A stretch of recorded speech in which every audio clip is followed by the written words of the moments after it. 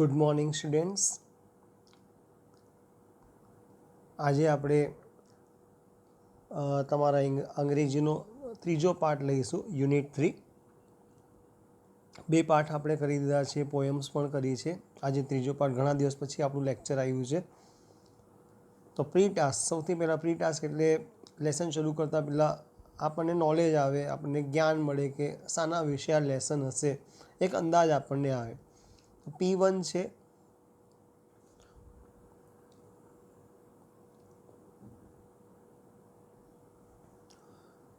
Inverted કોર્સમાં છે એટલે કોઈ કીધેલી વસ્તુ છે, આ કીધેલા શબ્દો છે. You must be the change that you want to C in the world. આપણે કહીએ બદલાવવું જોઈએ, દુનિયા બદલાવી જોઈએ, બદલવું જોઈએ બધું, પણ દુનિયામાં કોણ રહે? તો આપણે રહીએ. તો સૌથી પહેલાં આપણે પોતાને ચેન્જ કરવું પડે, પોતાને બદલવું પડે, ત્યારે દુનિયા બદલાય. કહેવાથી ના બદલાય, પોતાને બદલવાથી દુનિયા બદલાય. કારણ કે રસ્તા પર કચરો પડ્યો હોય તો સાફ સફાઈ હોવી જોઈએ, આપણે કહીએ અરે સાફ સફાઈ હોવી જોઈએ, પણ આપણે જાતે જ કરીએ તો, શરૂઆત આપણે જ કરીએ તો, એનો મતલબ આ જ છે કે તમને જો દુનિયામાં બદલાવ જોઈએ છે, જે પરિવર્તન જોઈએ છે, તો કોણ લાવે? તો તમારે જ શરૂ કરવાનું, એવો આનો અર્થ થાય છે. Do you know who said this? તમને ખબર છે આ કોણે કીધું હતું આ વાક્ય? There are people in India who followed these words of Mahatma Gandhi and influenced the lives of many. તો મહાત્મા ગાંધીના કીધેલા શબ્દોને અનુસરીને, ફોલોડ એટલે એનું પાલન કરીને, એ વાતનું ધ્યાન રાખીને ઘણા બધા વ્યક્તિઓએ ઇન્ફ્લુઅન્સ એટલે કે અસર કર્યો છે ધ લાઇવ્સ ઓફ મેની. ઘણા લોકોએ આ વાત માનીને પોતાને બદલીને દુનિયાને બદલવાની કોશિશ કરી છે, અને આ રીતે ઘણા બધા લોકોનું જીવન બદલ્યો છે.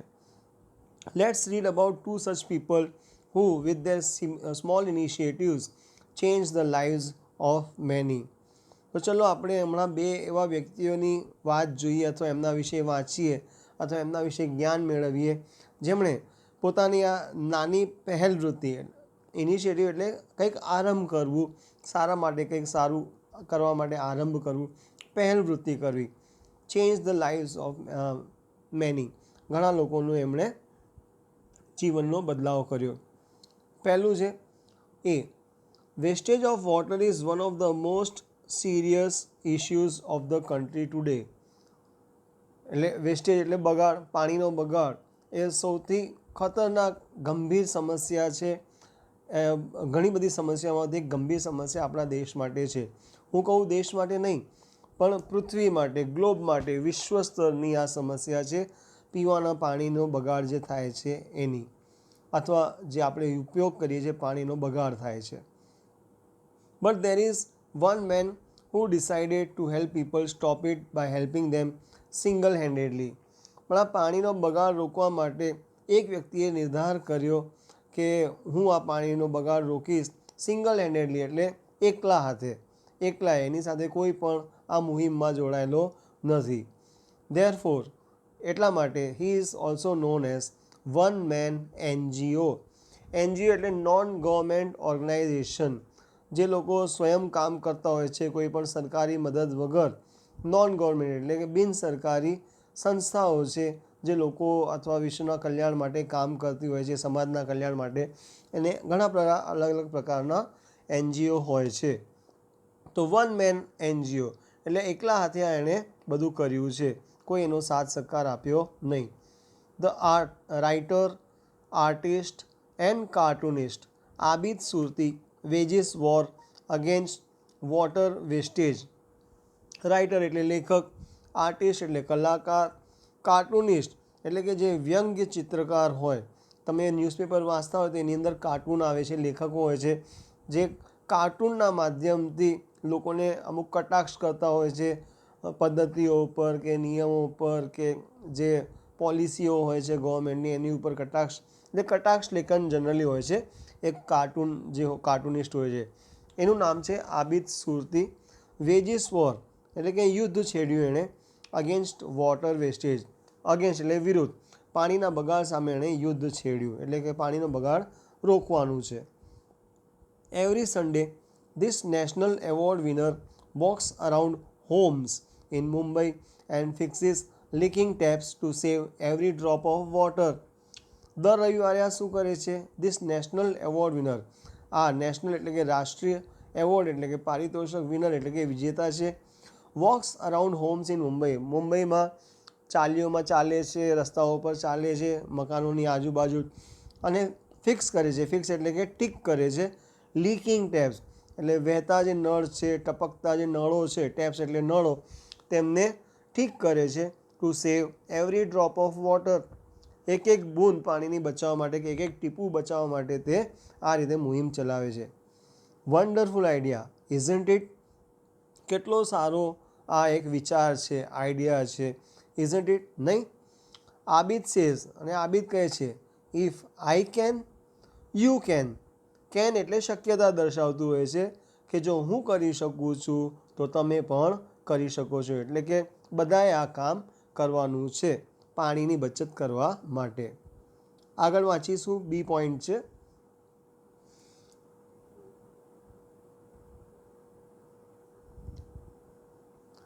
Have you heard about the mother of ઓર્ફન્સ?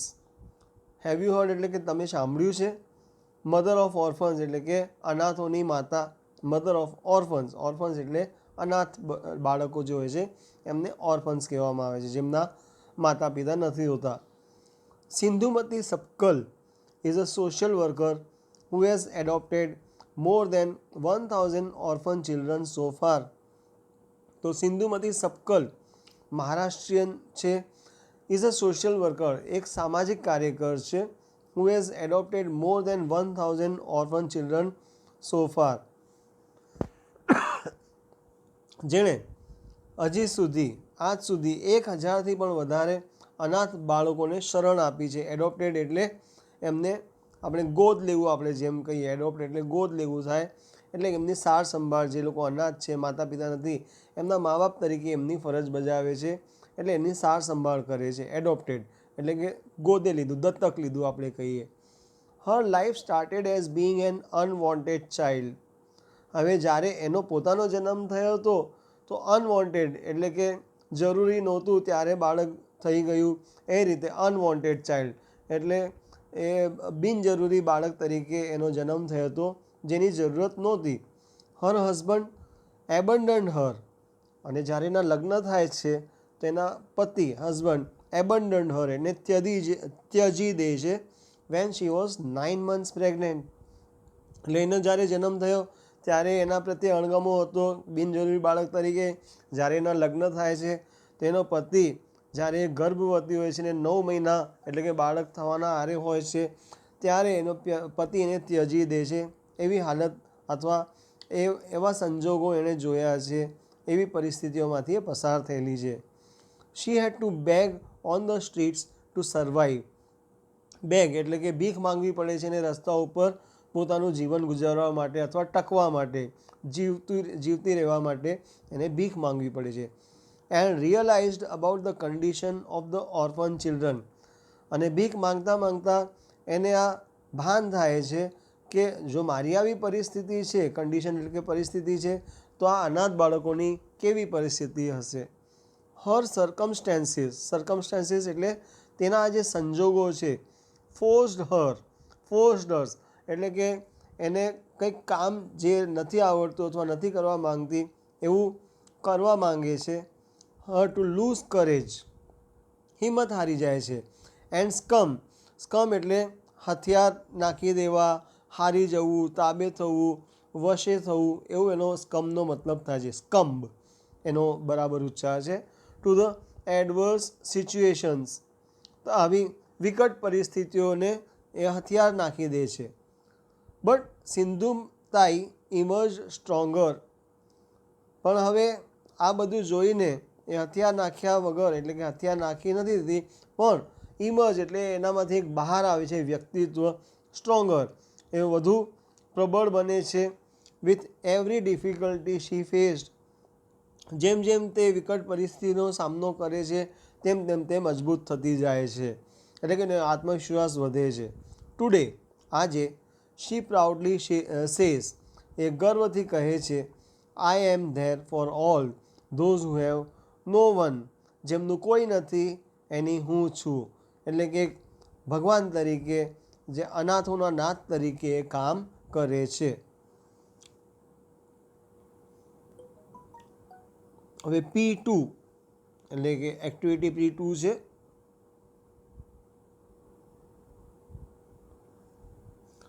Brainstorm at least 2 problems or difficulties faced by common people around you. સામાન્ય લોકો જે તમારી આજુબાજુ, તમારા પાડોશીઓ છે, સોસાયટીમાં રહે છે, અથવા તમારી આજુબાજુના જે લોકો છે એમની, એ લોકો જે સામનો કરે છે ડિફિકલ્ટીઝ એટલે કે પરિસ્થિતિ, વિકટ પરિસ્થિતિઓનો, પ્રોબ્લેમ્સ સમસ્યાઓનો, બ્રેનસ્ટોર્મ એટલે કે તમારા માઇન્ડમાં એના માટે તોફાન જગાવો, અથવા તોફાન જગાવો, બ્રેનસ્ટોર્મનો મતલબ તોફાન જગાવવું મગજમાં. પણ તમે એવી બે પરિસ્થિતિ અથવા બે સમસ્યા, મુશ્કેલીઓનો વિચાર કરો તમારા માઇન્ડમાં કે જે લોકો તમારી આજુબાજુ જેનાથી પીડાય છે. Think of what your group can do to solve them. તમે અને તમારા મિત્રો મળીને, તમારો એક સમૂહ બનીને તમે એને કઈ રીતે સોલ્વ કરી શકો છો, એટલે સમસ્યાનો કઈ રીતે હલ કરી શકો છો એનો વિચાર કરો. Share your ideas with the class. આ એક એક્ટિવિટી જેવું છે. શેર યોર આઈડિયાઝને, તમારા અંદર જે વિચાર આવે છે એ પોતાની ક્લાસમાં તમે પોતાના કલીગ્સ જોડે, સ્ટુડન્ટ્સ જોડે, મિત્રો જોડે ડિસ્કસ કરો. One is done for you. એક સમસ્યા છે, એ સમસ્યા અને એનો ઉકેલ એટલે આઈડિયા ટુ સોલ્વ ઇટ, કઈ રીતે એનો હલ કરવો, કઈ રીતે સમસ્યામાંથી બહાર આવવું એ આપેલું છે. હવે સમસ્યા, problem, plastic bags, polythene bags. આ તો હવે તમે ઘણા બધા વર્ષોથી આના વિશે નિબંધો વાંચ્યા હશે, પેરેગ્રાફ લખ્યા હશે. પ્રદૂષણ વિશે તમે જાણો જ છો. તો સૌથી મોટું જે પ્રદૂષણ છે, પ્લાસ્ટિક અને પોલિથીન બેગ્સ એક જ વસ્તુ છે. પ્લાસ્ટિકની થેલીઓ જે આપણે વાપરીએ છીએ, તમે આજકાલ જુઓ છો કે પ્લાસ્ટિકની થેલીઓ બંધ છે, બેન છે. જ્યારે પણ ગટરોમાં કે એનામાં પાણીમાં પ્લાસ્ટિકની થેલીઓ જાય છે તો એ ચોકઅપ થઈ જાય. વરસાદ આવે ત્યારે ગટરનું પાણી બધું રસ્તા પર આવી જતું હોય છે. આ બધી જ જગ્યાએ પ્રોબ્લેમ છે. પછી ગાય, ભેંસ કે ઢોર જે છે, જે લોકો ખાય છે રસ્તા ઉપર, કચરા પેટીમાં થેલીઓ હોય છે પ્લાસ્ટિકની, એ બધું કચરાની થેલીઓ બધી ખાતા હોય છે, એમનાથી એમનું મરણ થતું હોય છે. એવી બધી સમસ્યાઓથી તમે અવગત છો. You know all this problems I think. હવે આમનું નિરાકરણ શું, આમને કઈ રીતે હલ કરવું? Our idea to solve it: carry paper or cloth bags while going shopping. તો તમે કોઈ પણ ખરીદી કરવા જાઓ છો તો ખાલી હાથે ના જાઓ, પણ પેપરની થેલી અથવા કાપડની થેલી લઈને તમે જાઓ. એનાથી શું થશે કે તમે ખાલી હાથે હો તો તમે પ્લાસ્ટિકની થેલી માંગશો. જ્યારે તમે પોતે જ થેલી લઈને જાઓ કાગળની કે કપડાની, તો પેલી થેલી માંગવાની જરૂર પડે નહીં. એટલે આપણે કહીએ કે જરૂર જ પડે નહીં. તો એનું તમારે પ્લાસ્ટિકની થેલીથી બચત થાય, અથવા પ્લાસ્ટિકની થેલીથી તમે દૂર રહી શકો છો. ત્રીજો પોઈન્ટ છે study the table about the impact of pollution. Impact એટલે અસર, માઠી અસર. આપણે પોલ્યુશન, પ્રદૂષણની અસર શું થાય છે. હવે કોઝ શું છે, પ્રદૂષણ થાય છે કેમ? કોઝ એટલે કારણ. આપણે કહીએ બીકોઝ, બીકોઝ એટલે કારણ કે, તો કોઝ અને બીકોઝ એ વસ્તુ એક જ છે. Burning of fossil fuels. Fuel એટલે કે ઈંધણ થાય છે, પણ ફોસિલ તમે સાયન્સમાં વાંચ્યું હશે, જે અવશેષો રહી જાય છે, મરેલા જે શરીર હોય છે એમના અવશેષો રહી જતા હોય છે, એ રોક્સ એટલે કે પથ્થરોની વચ્ચે દબાઈ જાય છે. એટલે એનાથી પછી વર્ષો સુધી એ પ્રક્રિયા થતી હોય છે. એને ફોસિલ ફ્યુલ, પેટ્રોલ છે, આ છે, તે છે, આપણા ધરતીની નીચેથી ફ્યુલ નીકળે છે, ઈંધણ નીકળે છે, બધું ફોસિલ ફ્યુલ્સ જ છે બધું. તો એમને જ્યારે સળગાવવામાં આવે, પેટ્રોલ છે, કેરોસીન છે, એમને સળગાવવામાં આવે તો એનાથી જે ધુમાડો થાય છે એ પ્રદૂષણ પેદા કરે. પછી એગ્રીકલ્ચરલ એક્ટિવિટીઝ, જ્યારે ખેતી વિષય જે કાર્ય, જે પ્રવૃત્તિઓ થાય છે એના કારણે ટ્રેક્ટર ચાલે, આ ઘણી બધી જે એવી એક્ટિવિટીઝ હોય છે, જે ખેતીના કામમાં પંપ ચલાવવામાં આવે તો ધુમાડો થાય, ઇલેક્ટ્રિસિટી યુઝ થાય ત્યારે પણ ધુમાડો થતો હોય છે. એટલે એગ્રીકલ્ચર એક્ટિવિટીઝના કારણે પણ ખેતી વિષયક પ્રવૃત્તિના કારણે પણ પ્રદૂષણ થતું હોય છે. Exhaust from factories and industries, factory કે ઉદ્યોગો, મોટા મોટા ઉદ્યોગોમાંથી ધુમાડો કે પાણીનો કચરો નીકળે છે બહાર ધુમાડાના થકી, કે પછી પાઇપલાઇન્સના દ્વારા જે કચરો હોય છે, ડાયની ફેક્ટરીઓ હોય છે, કલર કરવાની ફેક્ટરીઓ હોય છે, કેમિકલ ફેક્ટરીઓ હોય છે, દવાઓની ફેક્ટરીઓ હોય છે, એમાંથી જે કચરો નીકળે છે એ પર્યાવરણને પ્રદૂષિત કરે છે.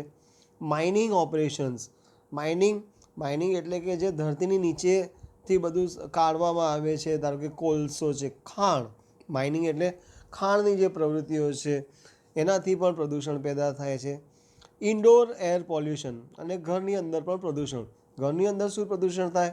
તમે સળગાવો, કંઈક લાકડાનું સળગાવો, કે પછી તમે ટીવી ચલાવો, કે ફ્રિજ ચાલતું હોય, કે એસી ચાલતું હોય, એનામાંથી જે ગરમ હવા નીકળે છે અને એ મશીન ચાલવાથી જે ગરમી પેદા થાય છે એ પણ એક તરીકેનું પ્રદૂષણ જ છે. તો ઘરમાંથી પણ પ્રદૂષણ હોય, પછી કચરો નીકળતો હોય ઘરમાંથી, તો આ બધાના કારણે પર્યાવરણમાં પ્રદૂષણ થતું હોય છે. પ્રદૂષણનું ઇફેક્ટ, અસર શું થાય છે? તો રેસ્પિરેટરી એટલે કે આપણે જે શ્વાસોશ્વાસ ચાલે છે, શ્વાસ લેવામાં આપણને પ્રોબ્લેમ આવે. હાર્ટ પ્રોબ્લેમ, હાર્ટ ડિઝીઝ એટલે કે હૃદય રોગો થાય. પછી ગ્લોબલ વોર્મિંગ, વિશ્વ સ્તરે તમે દેખો છો કે ટેમ્પરેચર વધી ગયું છે. પહેલાંના વર્ષોમાં, અગાઉના વર્ષોમાં એટલી ગરમી નહોતી પડતી. 40થી 50 ડિગ્રી વચ્ચે ગરમીમાં તાપમાન પહોંચી જાય છે. એવું પહેલાં નહોતું થતું, 30-35 ડિગ્રી હતું. લગભગ 10 ડિગ્રી જેવું વધી ગયું છે. એટલે આજે તમે ઘરમાં કૂલર કે એસી વિના તો રહી નથી શકતા એવી પરિસ્થિતિ થઈ છે. અને ગરમીમાં તમે જ્યારે કૂલર કે એસી ચલાવો તો ફરી એના કારણે પણ પ્રદૂષણ થતું હોય છે. તે પ્રદૂષણ રોકવા માટે, ગરમી રોકવા માટે આપણે જે ચલાવીએ એ સાધનથી પણ પ્રદૂષણ થતું હોય છે. તો ગ્લોબલ વોર્મિંગ, અને તમે દેખો કે ગ્લેશિયર્સ એટલે કે જે આઈસ છે આપણા જે વિશ્વમાં પહાડો ઉપર કે દરિયાઓમાં, એન્ટાર્કટિક છે, આર્કટિક છે, ત્યાં જે ગરમીના કારણે, વૈશ્વિક ગરમીના કારણે એ પીગળી રહી છે. પછી ઓઝોન લેયર નીચે આપેલું છે, એસિડ રેન થાય, એસિડનો વરસાદ થાય છે. ડિપ્લીશન ઓફ ઓઝોન લેયર, જે સૂર્યની અલ્ટ્રાવાયોલેટ રેસથી આપણને મદદ કરે છે અથવા હેલ્પ કરે છે, અથવા સૂર્યની ખતરનાક કિરણો આપણા પૃથ્વી પર ન પડે એનું રક્ષણ કરે છે. એ ઓઝોન લેયર કહેવાય છે. એટમોસ્ફિયરમાં, આપણા વાતાવરણમાં એને નુકસાન પહોંચાડે છે. એથી સૂર્યની ગરમ કિરણો કે ખતરનાક કિરણો આપણા ત્યાં પૃથ્વી પર પહોંચવા લાગી છે. હવે આપણે કારણ જોયું, એનું અસર જોયું, તેનો હલ શું? હવે હલ, use public mode of transportation, conserve energy. Conserve એટલે બચત. ના જરૂર હોય તો ત્યારે આપણે વીજળી છે બચત કરીએ, પંખા બંધ કરી દઈએ, લાઇટ બંધ કરી દઈએ. પછી ટ્રાન્સપોર્ટેશન, પબ્લિક મોડ એટલે કે આપણે સ્વતંત્ર પોતાના વ્હીકલ પર ના જઈએ પણ પબ્લિક ટ્રાન્સપોર્ટનો ઉપયોગ કરીએ. ધારો કે 50 જણે જવું હોય તો 50 જણ એક બસમાં જાય તો એક બસ ચાલે, તો એનાથી પ્રદૂષણ ઓછું થાય. પણ 50 ગાડીઓ લઈને નીકળે તેનાથી પ્રદૂષણ વધારે થાય. તો આ બધું તમે જોઈ શકો છો કે બચત કઈ રીતે કરવી. તો પબ્લિક મોડનો ટ્રાન્સપોર્ટેશન એટલે કે પોતે વ્યક્તિગત ઉપયોગ ન કરતા, વ્યક્તિગત સહુલિયત છોડીને આપણે પબ્લિક મોડમાં જવું જોઈએ. Understand the concept of reduce, reuse and recycle. Concept એટલે કે આ ખ્યાલ, કયો ખ્યાલ છે? રિડ્યુસ, ઓછું કરવું, પ્રદૂષણ ઓછું કરવું. રીયુઝ એટલે કે ફરીથી એનો યુઝ કરવો. રિસાયકલ એટલે કે એ વસ્તુ નવી થઈને ફરી તમારે, કે પેપર છે, પ્લાસ્ટિક છે, એ રિસાયકલ થાય છે. પેપર તમે જે ફેંકી દો છો રદ્દી, એમાંથી ફરીથી નવા કાગળ બનાવવામાં આવે છે, એને રિસાયકલ કહેવાય. એટલે કે રિસાયકલ થાય તો તમે એને રીયુઝ પણ કરી શકો છો. એ રીતે રિડ્યુસ, રીયુઝ અને રિસાયકલ. જે ત્રીજું છે, emphasis on clean natural energy resources. Emphasis એટલે કે ભાર દેવું, એના ઉપર આપણે ધ્યાન આપવું વધારે. ક્લીન એટલે કે સાફ સુથરા, નેચરલ એટલે કુદરતી જે આપણી પાસે રિસોર્સિસ છે, સ્ત્રોત છે જે એનર્જીના, એનો ઉપયોગ કરવો. યુઝ એનર્જી એફિશિયન્ટ ડિવાઇસીસ, અને જેનામાં પ્રદૂષણ ઓછું થતું હોય એવી વસ્તુઓનો, એવા ઇન્સ્ટ્રુમેન્ટ્સનો આપણે યુઝ કરવો. જેનામાં, કારણ કે તમે હવે પીયુસી સાંભળ્યું હશે કે તમે ગાડી ચલાવો તો ગાડીને તમે રિપેરિંગ ના કરાવો કે પછી ગાડીની ખરાબી દૂર ના કરો, તેનામાંથી ધુમાડો વધારે નીકળે. તો એને આપણે શું કહીએ કે PUC, પોલ્યુશન અંડર કંટ્રોલનું સર્ટિફિકેટ તમારે લેવું પડતું હોય છે.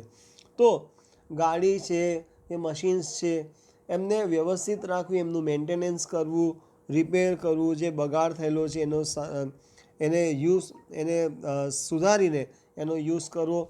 તમે એસી લો છો તેના પર 2 સ્ટાર 3 સ્ટાર 4 સ્ટાર 5 સ્ટાર એવું બધું લખેલું હોય છે, ફ્રિજ પર લખેલું હોય છે, બધી ઇલેક્ટ્રિકલ વસ્તુ પર લખેલું હોય છે.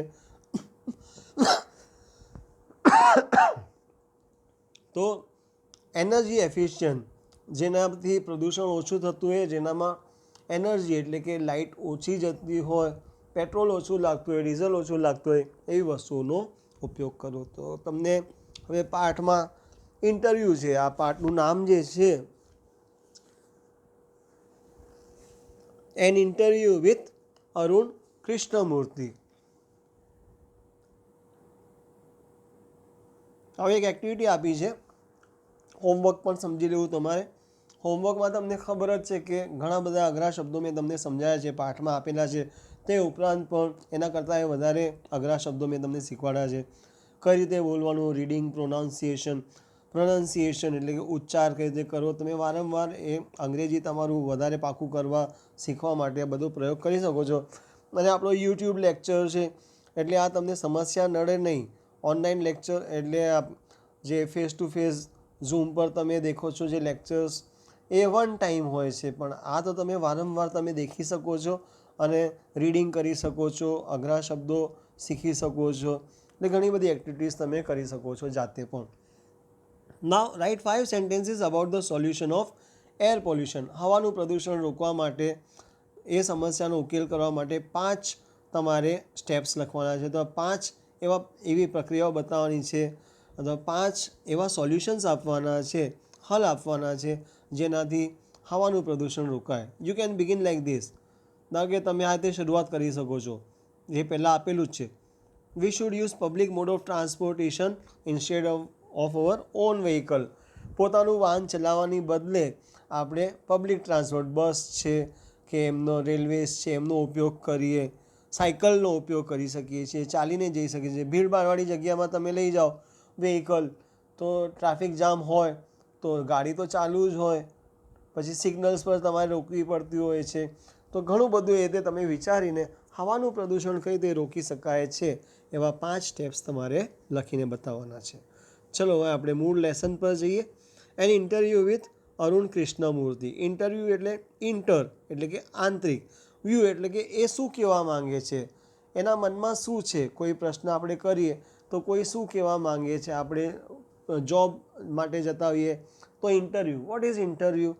ઇન્ટરવ્યૂ ઇઝ નથિંગ કે તમે શું જાણો છો, કોઈક બાબત વિશે તમે શું કહી શકો છો, તમને કેટલું નોલેજ છે, એને જ આપણે ઇન્ટરવ્યૂ કહેતા હોઈએ. તો અરુણ કૃષ્ણમૂર્તિ જોડે વાતચીત થાય છે, એમને સવાલો પૂછવામાં આવે છે, એ જવાબ આપે છે, એને જ આપણે ઇન્ટરવ્યૂ પણ કહીએ. ટીવી પર તમે ઘણા બધા ઇન્ટરવ્યૂ જોતા જ હશો.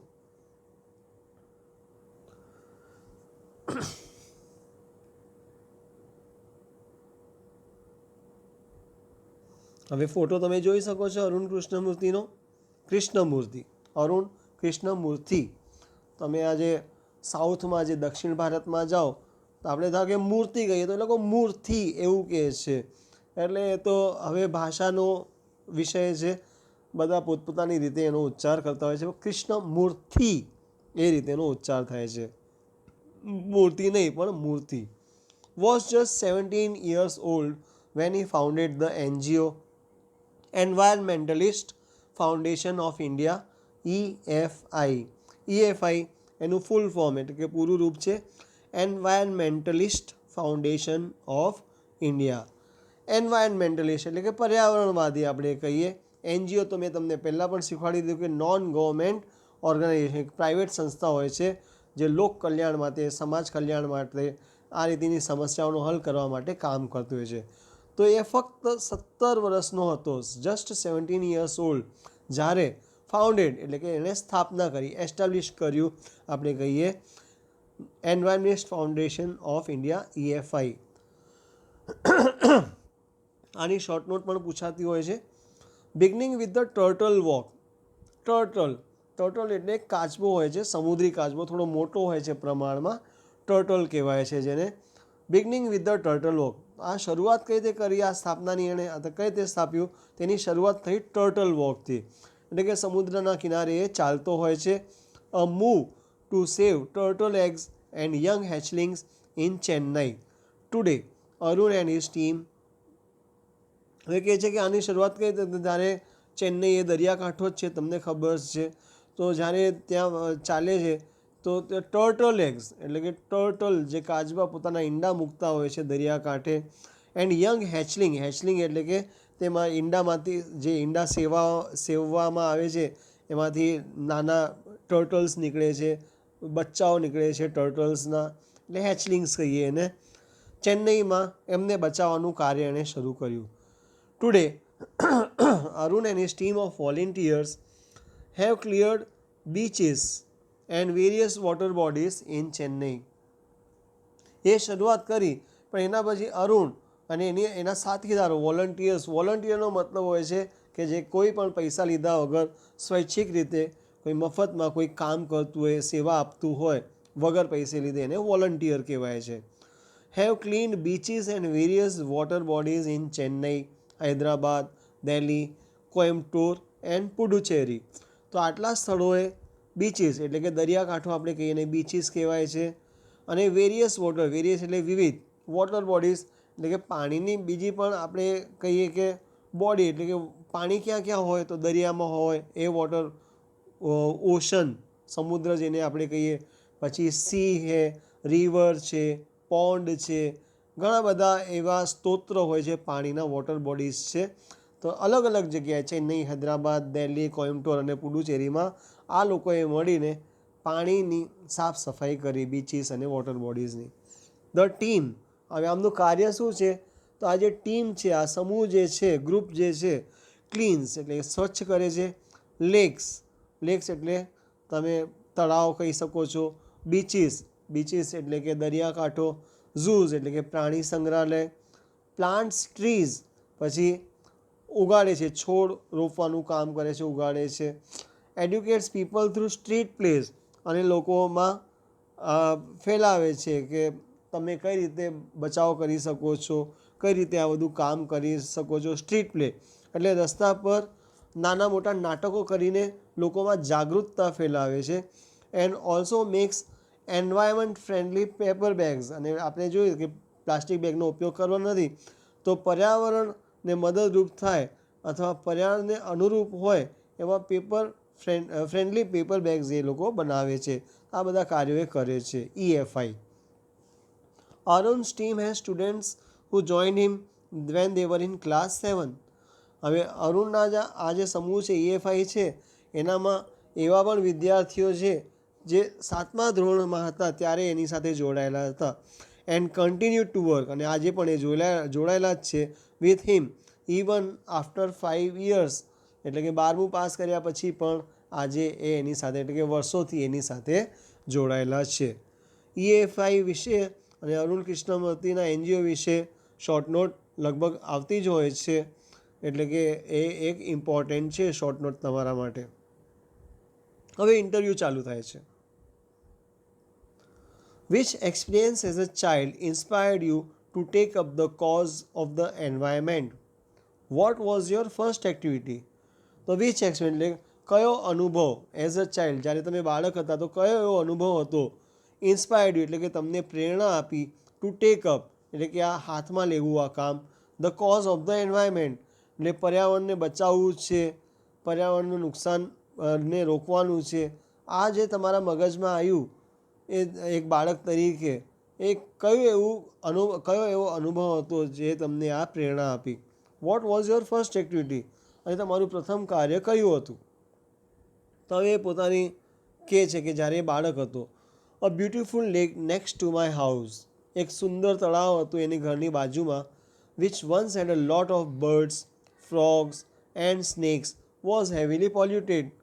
તમે પણ દેખો છો કે તમારા આજુબાજુમાં તળાવ છે કે નદીઓ છે, આજકાલ એનામાં ઘણું બધું પ્રદૂષણ હોય છે. તો તો એક વખત જ્યારે સ્વચ્છ હતું તળાવ, ત્યાં પક્ષીઓ હતા, દેડકા હતા, સર્પો હતા, વોઝ હેવીલી પોલ્યુટેડ. હવે ત્યાં બહુ બધી ગંદકી થઈ ગઈ. તમે દેખો છો કે આજકાલ કચરો જે હોય છે તમે નદીમાં નાખી દો છો વહેતા પાણીમાં તો એ વહી જાય, પણ તળાવ જે હોય એ વહેતું ના હોય તો બધી ગંદકી તમે તળાવમાં લગભગ દેખતા હશો કે કોઈ પણ વિસર્જન કરતા હોય છે, કોઈ પણ ગંદકી છે, કચરા છે, એ થેલીઓ ફેંકી દેતા હોય છે. આ બધું સામાન્ય છે, તમારી આજુબાજુ બને જ છે અને તમે આનાથી કોન્શિયસ છો, અવગત પણ છો અને જાણો જ છો તમે આ બધી વસ્તુ. તો એ તળાવ એકદમ હેવીલી એટલે કે બહુ ખરાબ રીતે પ્રદૂષિત થઈ ગયું, ગંભીર રીતે. It lead to the spread of મોસ્કીટોઝ. અને હવે શું થાય, જ્યારે પ્રાણીમાં પ્રદૂષણ હોય, ગંદકી હોય તો તમને ખબર છે એનામાંથી મચ્છર પેદા થતા હોય, mosquitoes, and turned a lovely place into an ugly neighbourhood. અને એક સુંદર રમ્ય જે એક સ્થળ હતું, તળાવ હતું, હવે ગંદકીથી ભરેલું છે, મચ્છરો છે અને અગલી એટલે કે દેખવામાં સુંદર નથી, કદરૂપું. આપણે અગલી, બ્યુટીફુલનું ઓપોઝિટ છે અગલી. નેબરહુડ, હવે પડોશમાં એમના આ તળાવ છે પણ એ હવે ગંદકીથી ભરેલું છે, એટલે કે જે પેલા એક સુંદર સ્થળ હતું હવે ત્યાં કોઈ જવાનું પસંદ કરતું નથી. This hurt me badly. આ જોઈને એને બહુ ઘણો આઘાત લાગે છે, ખરાબ આઘાત થાય છે, ખરાબ રીતે એનું મન આપણે કહીએ કે દુઃખી થાય છે એકદમ. And I wanted to do something about it. અને એને દૂર કરવા માટે, પાણીને સ્વચ્છ કરવા માટે અથવા ગંદકી રોકવા માટે એને કંઈક ને કંઈક તો કરવું જોઈએ. I got together with a couple of my friends. Got together એટલે ભેગો થાય છે, સમૂહ બનાવે છે, ગ્રુપ બનાવે છે. With a couple of my friends, એના અમુક દોસ્તો જોડે.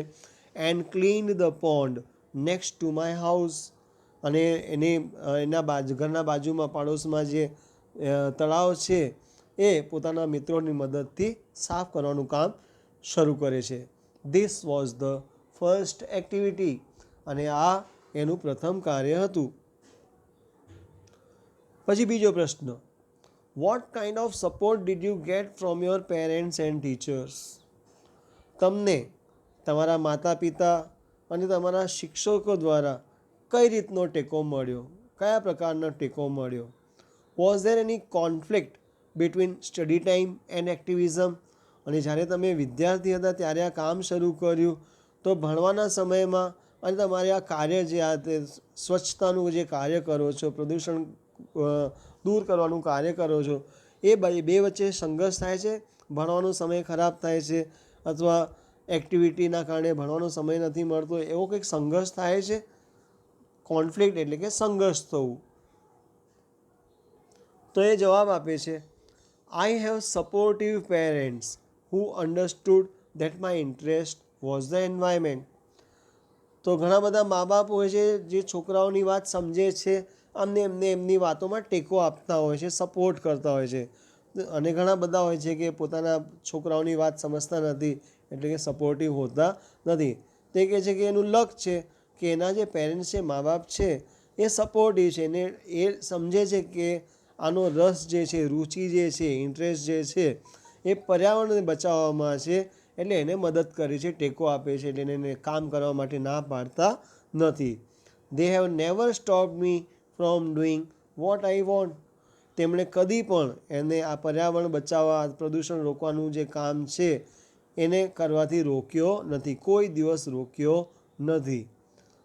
ઓન માય પાર્ટ, અને પોતાની તરફથી એણે જે કાર્ય કર્યું એટલે પોતાની વતી એણે જે કર્યું. I also made sure that I did not fail my parents in any way. અને જે અપેક્ષાઓ છે પોતાના માતા પિતાની પોતાના પ્રતિ, એના પ્રતિ એને એ કોઈ દિવસ એમને ફેલ ના કર્યો એટલે કે અસફળ ના કર્યો, એટલે કે એમની અપેક્ષાઓ પણ એ પૂરી કરતો રહ્યો. I always inform them about everything that I did. એટલે જે પણ એ કરે છે એ બધી માહિતી, ઇન્ફોર્મેશન હંમેશા, ઓલવેઝ એટલે કે હંમેશા પોતાના મા બાપને આપે છે. And took there advice. ફક્ત માહિતી નથી આપતો પણ એમના સલાહ સૂચન પણ લે છે. Before jumping into actions. Before jumping into actions એટલે કે કોઈ પણ કાર્યમાં કૂદી પડવા પહેલાં એ એમને માહિતગાર કરે છે અને એમની સલાહ સૂચન પણ લે છે. I have teachers who taught me how to go about things. પછી શિક્ષકો જે છે એ એને કઈ રીતે કોઈ કાર્ય, how to go about things એટલે કોઈ કાર્ય કઈ રીતે સારી રીતે કરવું, એ એને કહેવાય ટુ ગો અબાઉટ થિંગ્સ. તો કઈ રીતે કઈ કાર્ય કરવું એ એના શિક્ષકો એને શીખવાડે છે. They also ટોટ me humility. એ જ નહીં પણ હ્યુમિલિટીનો મતલબ થાય છે કે વિનમ્રતા. તમે ઘમંડ નથી, તમારામાં ક્રૂરતા નથી, તમે વિનમ્ર છો, સારી રીતે કોઈને જવાબ આપો છો, એને હ્યુમિલિટી કહીએ. So that I did not become snobbish or arrogant. એને હ્યુમિલિટી શીખવાડે છે. હ્યુમિલિટી મેં તમને સમજાવી દીધું છે કે વિનમ્રતા, જેથી કરીને એ સ્નોબિશ ઓર એરોગેન્ટ એટલે કે એનામાં એવું ના થાય કે હું જ આ કરી શકું છું, હું કરું છું, એટલે એક ઘમંડ એનામાં આવી જતું હોય છે. એવું એ થતું નથી. And start thinking I was a superstar. અને હું આ સારું કાર્ય કરું છું તો એક સુપરસ્ટાર છું, એવું મનમાં એને ના થાય, એરોગેન્ટ ના થઈ જાય, સ્નોબિશ ના થઈ જાય. Because I was doing all this environment work. લોકો બગાડ કરે છે પણ હું સારું કામ કરું છું, તો એનાથી એ પોતાને એવું ના કહી દે કે હું જ સારો છું, અને પોતાની અંદર આપણે શું કહીએ ઘમંડ ના આવી જાય, અભિમાન ના થઈ જાય એનું. They taught me to be simple. કઈ રીતે સાદગીથી રહેવું, કઈ રીતે સાદાઈથી રહેવું. And keep learning all the time. Learning, શીખવાનું કાર્ય ક્યારે પૂરું થાય? આપણે કહીએ શીખવાનું આપણા અંત સુધી આપણે શીખતા હોઈએ છીએ, આપણી છેલ્લી શ્વાસ સુધી. હું એવું કહું છું કે લર્નિંગ પ્રોસેસ નેવર એન્ડ્સ. શીખવાનું જે છે એ દુનિયામાં કોઈ દિવસ પૂરું થતું નથી. આપણને કશું નથી આવડતું એવું સમજીને આપણે શીખતા જ રહીએ. બધું આવડી ગયું એવું કોઈ દિવસ બનતું નથી કે કોઈને બધું આવડી ગયું. રોજ કંઈક ને કંઈક નવું થતું જ હોય છે દુનિયામાં. એટલે લર્નિંગનો જે પ્રોસેસ છે, પ્રક્રિયા છે, એ તો હંમેશા ચાલતી હોય છે. એટલે કે બધું આવડી ગયું નહીં, પણ હંમેશા શીખતું રહેવું કંઈક ને કંઈક. I am not an activist, I am an environmentalist. તો કહે છે કે હું એક કાર્યકર નથી, પણ હું એક પર્યાવરણવાદી છું. I have learn so much bye doing this work. અને આ બધું પર્યાવરણનું પ્રદૂષણ રોકવાનું કામ કરવામાં, પર્યાવરણને મદદ કરતો, પર્યાવરણની સુરક્ષા કરવામાં જે કામો એ જે પ્રવૃત્તિઓ કરે છે, એનાથી ઘણું બધું એને શીખવા મળ્યું છે. સો students, we will stop here today and continue in the next lecture and try to finish the lesson in the next lecture. જે પણ એક્ટિવિટીઝ તમને મેં કીધી છે કરવાની છે, સવાલ જવાબ આપેલા છે, એટલે કે 5 સ્ટેપ્સ જે કીધા છે, difficult words, hard word, spellings, જે નિયમિત તમને જે ખબર જ છે કે તમને જે હોમવર્ક આપવામાં આવે છે એ કરવાનું છે. અને પ્લીઝ તમે ટાઈમ પર કામ કરો અને વારંવાર ઇંગ્લિશ પાકું કરવું. ઇંગ્લિશ તો તમને ફક્ત સબ્જેક્ટ નહીં પણ દુનિયામાં ડગલે ને પગલે આગળના જીવનમાં તમને કામ લાગવાનું જ છે, એ તમને ખબર જ છે. So please take care. પોતાનું અને પોતાના ફેમિલીનું ધ્યાન રાખો. અને તમને ખબર જ છે કે હું શું કહેવા માગું છું કે સેફ રહો, સુરક્ષિત રહો, ઘરમાં રહો. Thank you.